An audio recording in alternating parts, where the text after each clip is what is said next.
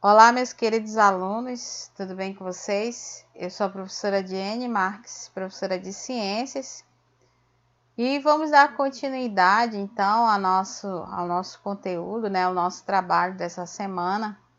Como vocês já sabem, a professora está trabalhando com vocês, o nosso exercício de fixação de conteúdo para a nossa avaliação de ciências do 8º ano.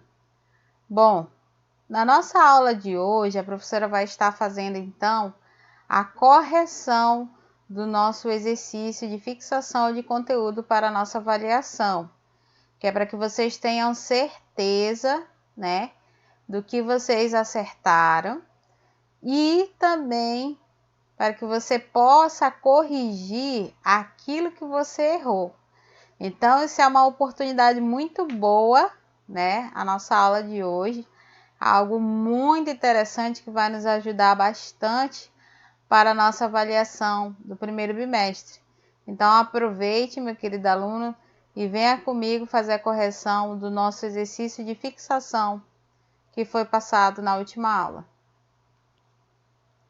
Bom, nós começamos então pela primeira questão. Vamos lá então. A primeira questão nos diz o quê? Descreva a estrutura atômica. Então, nessa questão, era para a gente, então, descrever, que você descrevesse a estrutura atômica. Então, como a professora relembrou aqui para vocês na última aula, o átomo é a menor parte da matéria. Então, a matéria é tudo aquilo que tem massa e ocupa lugar no espaço. Então, como que você deveria ter descrito essa estrutura atômica? Você deveria ter descrevido que o átomo ele possui duas regiões, a região central, que é o núcleo, e a região externa do núcleo, que é a eletrosfera.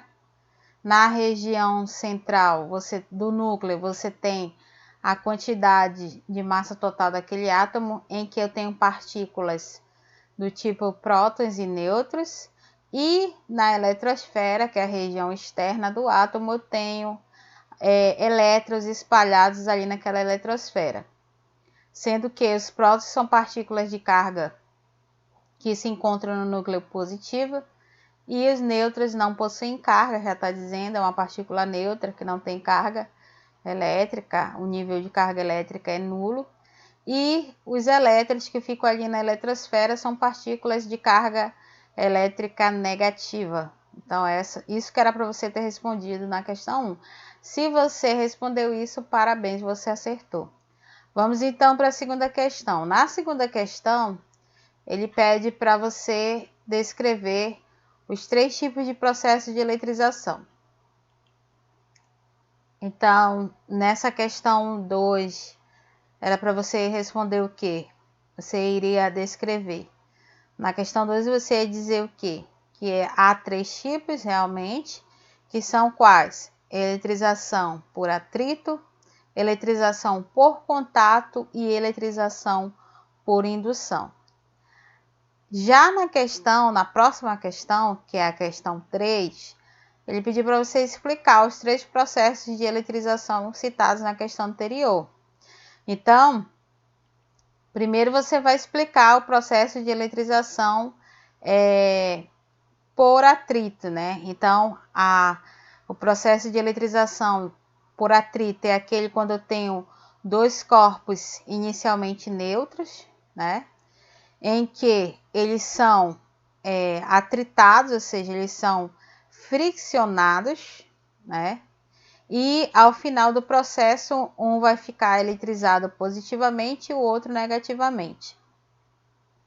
Já a eletrização por contato, é a eletrização que ocorre entre 2 corpos também, em que um deles sempre vai estar eletrizado e o outro vai estar neutro, E aí eles vão entrar em contato, esses 2 corpos, esse corpo eletrizado com esse corpo neutro, e aí quando eles entrarem em contato, o corpo neutro fica com a mesma carga de eletricidade, Fica com a mesma carga do corpo eletrizado, ou seja, no processo de eletrização por contato, os dois corpos ao final vão acabar, né, recebendo a mesma quantidade de cargas, vão acabar dividindo essas cargas, principalmente se esses dois corpos forem do mesmo formato e do mesmo tamanho.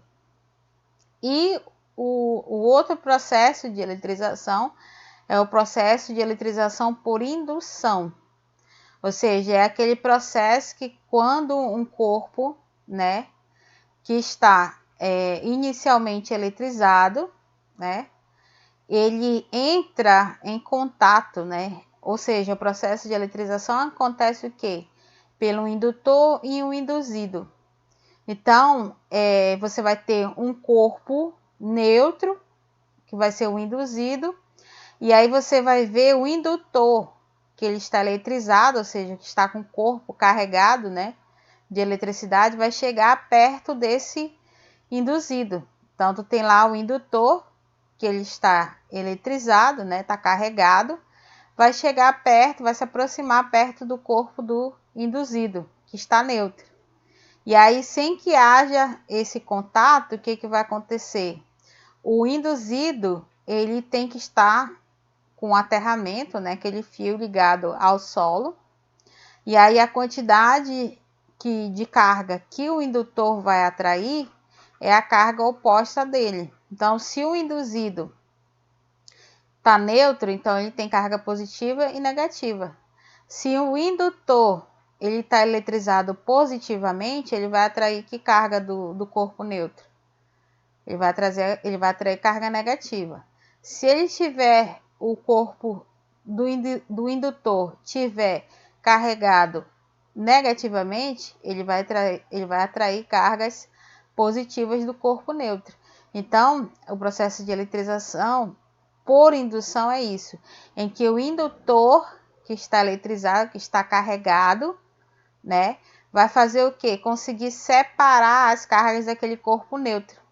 Então, o indutor vai atrair a carga oposta da dele, do corpo neutro, e aquela carga que não está sendo atraída pelo indutor, ela vai ser liberada para onde? Para o solo através de um processo de aterramento. E aí, no final do processo de eletrização por indução, os dois corpos vão permanecer como? Com cargas opostas. O indutor vai estar com carga oposta à quantidade de carga, né?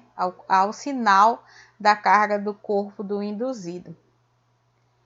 E a questão 4 dizia assim: cite quais são os efeitos causados pela passagem da corrente elétrica. Então, os efeitos, né, que uma corrente elétrica pode causar é o efeito térmico, conhecido também como efeito Joule, né? Ou seja, quando a corrente elétrica ela passa ali, né, no interior daquele material, ela vai provocar uma agitação dos átomos e aí automaticamente vai se produzir um aquecimento. Então, esse é o efeito da corrente elétrica que causa nos equipamentos, conhecido como efeito térmico ou efeito Joule.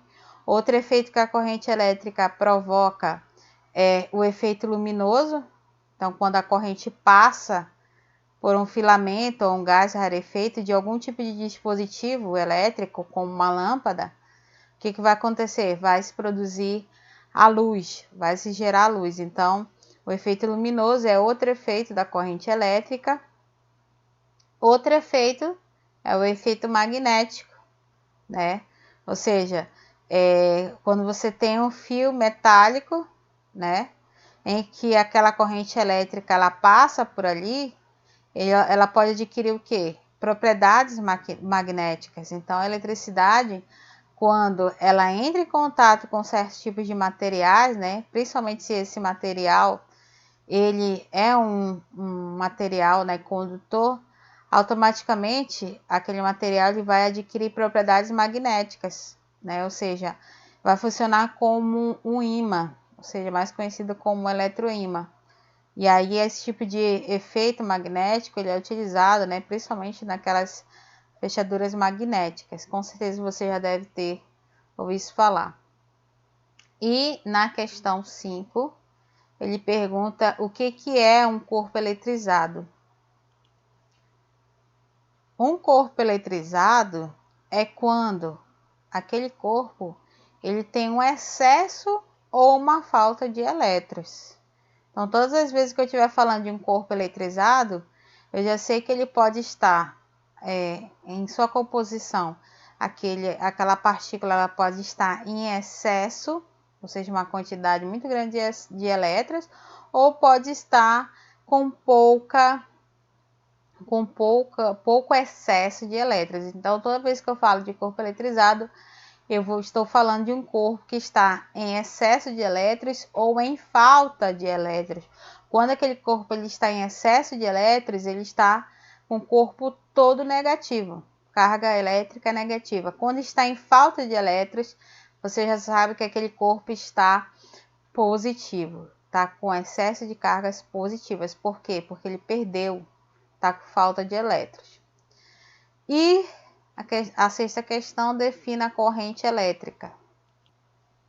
Então, a corrente elétrica, ela nada mais é, né, que essa movimentação ordenada de elétrons. Então, você tem ali um corpo, aquele corpo ele está carregado de elétrons, né? E aí, quando esse corpo ele está ali, quando ele não tem a passagem de corrente elétrica, aqueles elétrons estão ali estagnados, né? Quando há uma produção, né? Quando começa a se produzir a corrente elétrica, o que vai acontecer?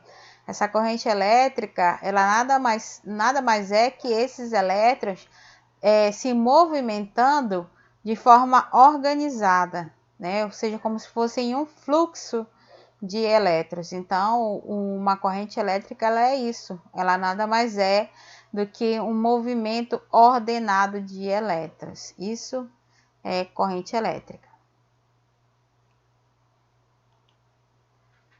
E a próxima, né? Defina máquinas elétricas. Então, o que é máquinas elétricas? Máquinas elétricas são máquinas que, a partir de um certo tipo de energia, elas vão transformar, né, aquela energia elétrica em um outro tipo de energia. Lembra que na aula eu dei exemplo para vocês do liquidificador, por exemplo. O liquidificador é um equipamento, é uma máquina, né? É um instrumento, né? Um equipamento que recebe energia elétrica e aí ele vai pegar, transformar aquela energia elétrica que ele recebeu em outro tipo de energia, que é a energia mecânica, né? Para fazer aquela palheta, né? Triturar os alimentos. Então, as máquinas elétricas nada mais são que essas máquinas que transformam um determinado tipo de energia elétrica em outro tipo de energia, né? Que pode ser energia mecânica, energia luminosa, energia sonora e assim sucessivamente. A questão 8. Descreva algumas formas de produzir energia elétrica em grande escala. Bom, na nossa aula sobre máquinas elétricas, a gente falou um pouquinho, então, dessa capacidade que o homem teve, né, de produzir energia elétrica em grande escala, e para isso eles construíram usinas, né, em que eles aproveitam o movimento da água, o movimento do ar, através dos ventos, né, movimento do mar, para se produzir essa energia elétrica em grande escala. E aí você poderia descrever essa produção de energia elétrica em grande escala, dando exemplo da usina eólica. Você poderia dar exemplificando, né, para explicar essa produção das usinas hidrelétricas, que são aquelas que o homem utiliza, né, o movimento da água, né, para produzir a energia elétrica em grande escala, as usinas termoelétricas, que o homem utiliza a questão do calor, né, do vapor da água para produzir energia elétrica em grande escala. Então, você tinha vários exemplos aí para colocar nessa questão 8. E a questão 9, o que é eletricidade?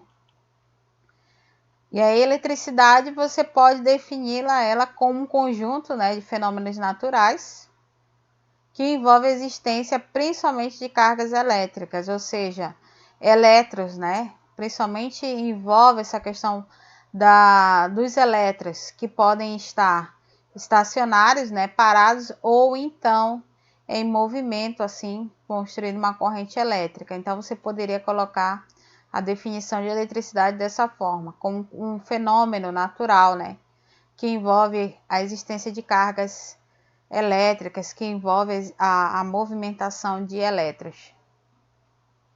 E aí, na questão 10, ele diz, explique por que somos tão dependentes, né, da eletricidade. Bom, nós somos tão dependentes da eletricidade porque praticamente tudo o que fazemos durante o nosso dia a dia, né, depende dessa eletricidade. Agora, por exemplo, nós estamos aqui estudando graças à eletricidade que liga ao seu equipamento de estudo, seu notebook, seu celular, a sua televisão, né? Que liga a sua lâmpada, que liga o carro, que liga a geladeira. Então, a eletricidade ela é muito presente na nossa vida, porque nós precisamos dela, né? Para fazer tudo o que fazemos no nosso dia a dia e também para que aconteça o avanço, né, das tecnologias. Então, a eletricidade ela é extremamente importante por isso. E na questão 11, ele pede para você citar 6 exemplos de equipamentos que funcionam com a eletricidade. Então, se você olhar em volta, você tem vários equipamentos. Você tem o notebook que você está estudando agora, você tem o seu aparelho de celular, que funciona através da eletricidade, você tem a sua geladeira, você tem o seu secador de cabelo, você tem o seu videogame, que funciona com eletricidade, o seu forno elétrico, a sua fritadeira elétrica, né? Barbeador elétrico. Você tem tantos objetos, né, que funcionam a partir do uso da eletricidade, que a gente pode citar vários aqui. Então, vamos para a questão 12. O que são partículas subatômicas? Partículas subatômicas são partículas muito pequenas que a gente não consegue ver, a gente não consegue vê-las a olho nu, né? Você não consegue visualizá-las porque elas são muito, muito pequenas. As partículas subatômicas são partículas muito pequenas que compõem a estrutura atômica. E exemplo, né, dessas partículas subatômicas, prótons, nêutrons, elétrons, são partículas que formam os átomos. Então, os átomos eles já são partículas muito pequenas. E as partículas subatômicas, elas são partículas mais pequenas ainda. E aí o exemplo delas são esses que eu acabei de citar. Questão 13. Defina potência elétrica.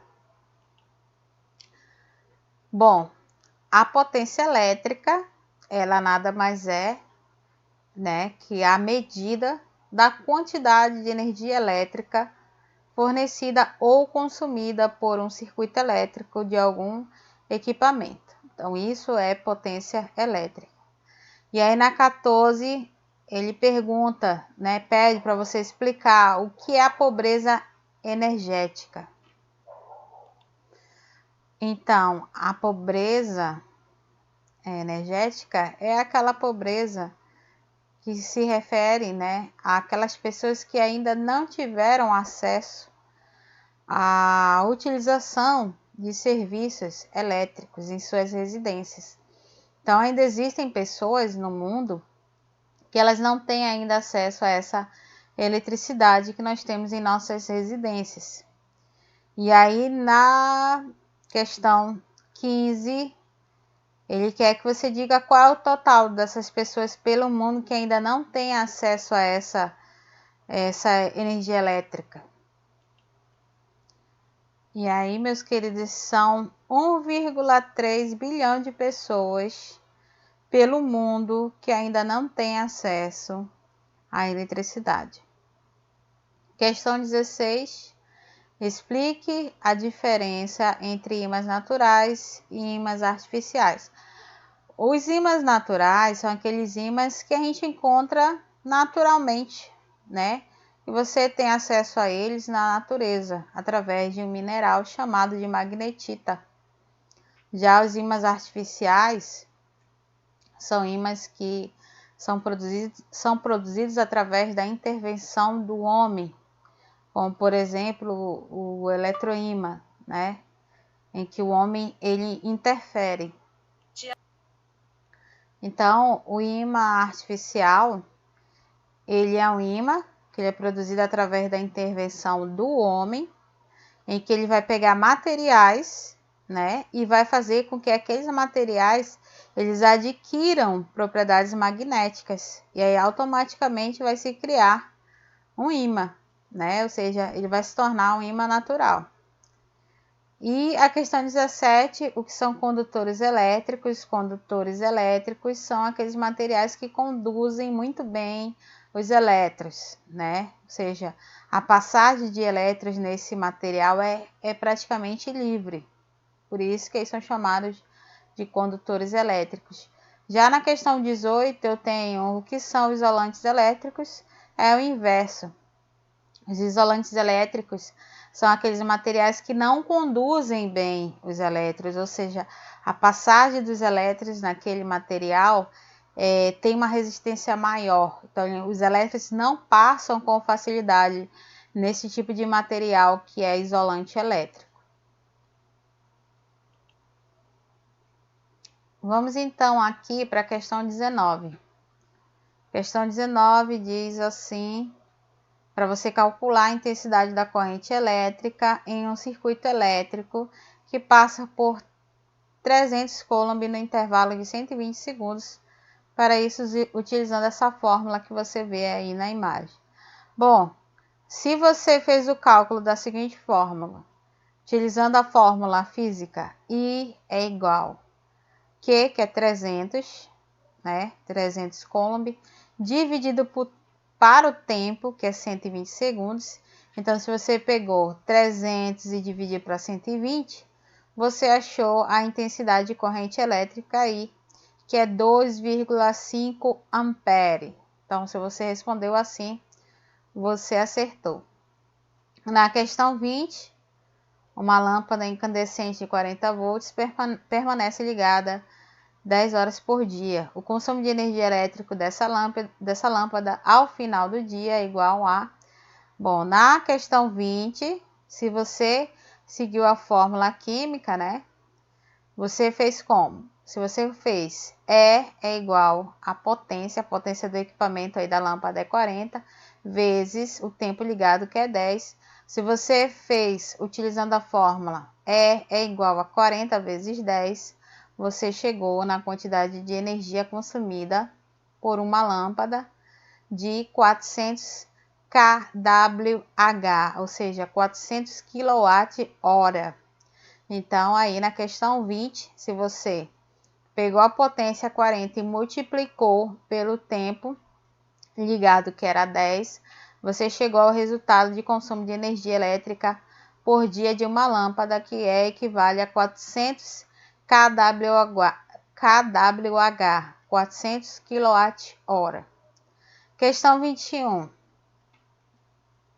Um chuveiro elétrico de 1000 watts que funciona durante 2 horas por dia durante 30 dias.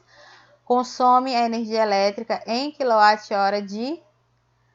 Jogando na fórmula física, né? Energia consumida aí, energia elétrica é igual a potência vezes o tempo.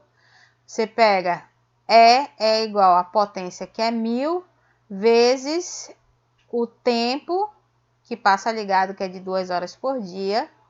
O que você vai fazer? Você vai multiplicar 1000 por 2, que vai dar quanto? Vai dar 2000, certo? Isso por dia. E aí ele quer saber isso durante 30 dias, ou seja, durante um mês. Aí você pega esses 2000 e multiplica por 30. E vai dar quanto? 2000 vezes 30. Vai dar 60.000 kWh. 60.000 kWh é a quantidade de energia utilizada durante 30 dias, ou seja, durante um mês. A questão 22. Calcule a intensidade da corrente elétrica em um circuito elétrico que passa por 1000 coulomb no intervalo de 20 segundos e coloque a resposta correta. Vocês façam essa correção aí na questão 22, tá bom? Utilizando a fórmula, você já jogando essa questão aí na fórmula, vai ficar como? I é igual a Q, que é 1000, dividido para 20, que é o tempo. Então, vai ficar I é igual a 1000 dividido para 20, que vai dar quanto? 50 amperes. Então, a intensidade da corrente elétrica aí, na questão 22, é 50 amperes. Questão 23, um chuveiro elétrico, no modo verão, ligado na rede elétrica de 220 volts, é atravessado por uma corrente elétrica de 5 amperes. Determine o valor da resistência elétrica utilizando a fórmula da resistência elétrica é igual a DDP, ou seja, a diferença de potencial elétrico, dividido para a intensidade da corrente elétrica. Como que você vai fazer? Jogando na fórmula, você vai pegar 220 dividido para 5. U, né, que a DDP é 220 volts, e I, que é a intensidade de corrente elétrica, que é 5, você vai pegar 220 e vai dividir para 5, que vai dar 44 ohm. Ou seja, ohm é aquele símbolozinho do ohm é o ômega. Então, a resistência elétrica aí na questão 23 equivale a 44 ohm. Questão 24. Você tem aí qual a carga adquirida por um átomo que ganha 2 vezes 10 elevado a 20 elétrons, sabendo que o valor da carga elementar é de 1,6 vezes 10 elevado a menos 19 coulomb. Então, para isso, considere essa fórmula, né? Quantidade de carga adquirida é igual ao número de elétrons perdido ou ganhado, vezes a quantidade de carga elementar, de um elétron ou de um próton. E aí, você vai fazer a seguinte coisa. Você vai pegar Q é igual a 2 vezes 10 elevado a 20, vezes 1,6 vezes 10 elevado a menos 19. Aí você multiplica 2 vezes 1,6, que vai dar 3,2, vezes, como 10 elevado a 20, a mesma base de 10 elevado a menos 19, você então vai repetir a base e vai somar os expoentes. Repete a base 10 e soma os expoentes, que vai ficar como? 20 mais menos 19. Aí você faz o jogo de sinal, mais com menos é menos. Aí vai ser 20 menos 19, que vai dar 1. E aí você sabe que você não precisa colocar esse expoente 1 aí na base 10, né? Porque você sabe que está aí, mas você não precisa colocar. Então, o que você vai fazer? Você vai multiplicar 3,2 vezes 10, que vai dar 32 coulomb. Então, a resposta da questão 24 é 32 coulomb. Questão 25, qual a carga adquirida por um átomo que perdeu, né? Que perde 5 vezes 10 elevado a 19 elétrons, sabendo que o valor da carga elementar é 1,6 vezes 10 elevado a menos 19. Aí você vai fazer a mesma coisa da questão anterior. Você vai pegar, vai colocar Q é igual a 5 vezes 10 elevado a 19 vezes 1,6 vezes 10 elevado a menos 19. Você multiplica 5 vezes 1,6, que vai dar 8, vezes 10, por quê? Porque 10 elevado a 19 vezes 10 elevado a menos 19, a base é igual, então você repete o 10. E aí soma os expoentes, vai ficar como? 19 mais menos 19. E aí você vai fazer o jogo de sinal, mais com menos que vai dar menos. Aí você pega 19 menos 19, que vai dar 0. Então vai ficar Q é igual a 8 vezes 10 elevado a 0. E aí você sabe que todo número elevado a 0 é 1. Então vai ficar como? Q é igual a 8 vezes 1. E aí Q vai ser 8 coulomb. Então a resposta da questão 25 é 8 coulomb. Certo, meus queridos? Então essa foi a nossa correção de hoje, a nossa aula de hoje. Espero que vocês tenham acertado. Então, boa correção para todos e até a próxima.